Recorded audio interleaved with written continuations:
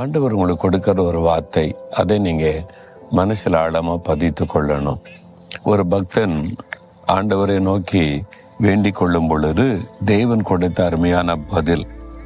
32ஆம் சங்கீதம் 8வது வசனம், நான் உனக்கு போதித்து நீ நடக்க வேண்டிய வழியை உனக்கு காண்பிப்பேன், உன்மேல் என் கண்ணை வைத்து உனக்கு ஆலோசனை சொல்லுவேன் அப்படின்னு ஆண்டவர் சொல்றார். இன்னைக்கு நிறைய காரியத்துல என்ன செய்ய தடுமாறுங்கள, ஃபேமிலி பிரச்சனை, என்ன தீர்மானம் எடுக்க தெரியல, பிஸ்னஸில் போராட்டம், என்ன செய்யறதுன்னு தெரியல, வேலையில் ஒரு நெருக்கம், என்ன செய்யறதுன்னு தெரியல, ஊழியத்தில் எப்படி முன்னேறி போறதுன்னு தெரியல.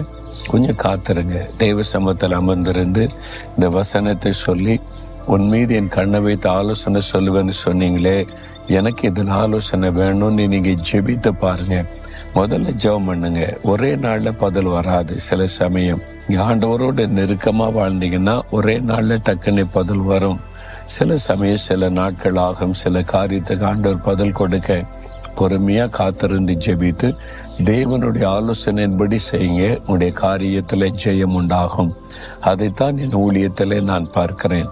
நான் பிரசங்கம் பண்ணனா கூட இதுக்கு என்ன பிரசங்கம் நான் பண்ணணும், அந்த வார்த்தையை தாரும், நான் என்ன சொல்லணும், அதை காத்திருந்து ஜெபிக்கும் போது தேவன் அதை குறித்து பேசுவார். அதைத்தான் மக்களுக்கு எடுத்து செல்லுவது. ஒவ்வொரு காரியத்தில் அழகாய் ஆண்டவர் பேசி நடத்துவார். ஒரு வாக்கு கொடுக்கிறார், என் மகனே, என் மகளே, உன் மீது என் கண்ணை வைத்து உனக்கு ஆலோசனை சொல்லுவேன், நீ நடக்க வேண்டிய வழியை காட்டுவேன். விசுவாசிக்கிறீங்களா? என்னோடு ஆண்டவர் பேசுவார் என்று.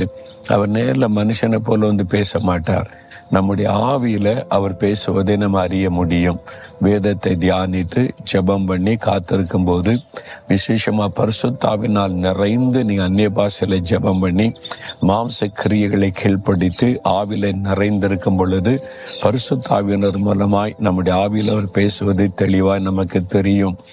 அப்போ ஆண்டவருடைய குரலை கேட்க பழகிட்டீங்கன்னா உங்களுடைய வாழ்க்கையில சுலபமாகிவிடும். அந்த தினமும் ஆண்டவர் பேசி நடத்துவதை பார்க்க முடியும்.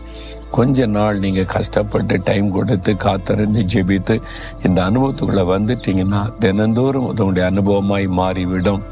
அதனால சொல்லுங்க, இப்போ ஆண்டவரை பார்த்து சொல்லுங்க, ஆண்டவரே, உன் மீது என் கண்ணை வைத்து உனக்கு ஆலோசனை சொல்லுவேன்னு சொல்லி இருக்கிறீங்க, நடக்க வேண்டிய வழியை காட்டுவேன்னு சொல்லி இருக்கிறீங்க, எனக்கு ஆலோசனை தாங்க, எனக்கு காட்டுங்க. இந்த சூழ்நிலையில நான் என்ன செய்யணும், எப்படி செய்யணும், என்ன தீர்மானம் எடுக்கணும், எனக்கு வழி நடத்துதலை தாங்க, இன்றைக்கு எனக்கு தாங்க, ஒரு கைடன்ஸ் கொடுத்து நடத்துங்க. இயேசுவின் நாமத்தில் ஆமேன், ஆமேன்.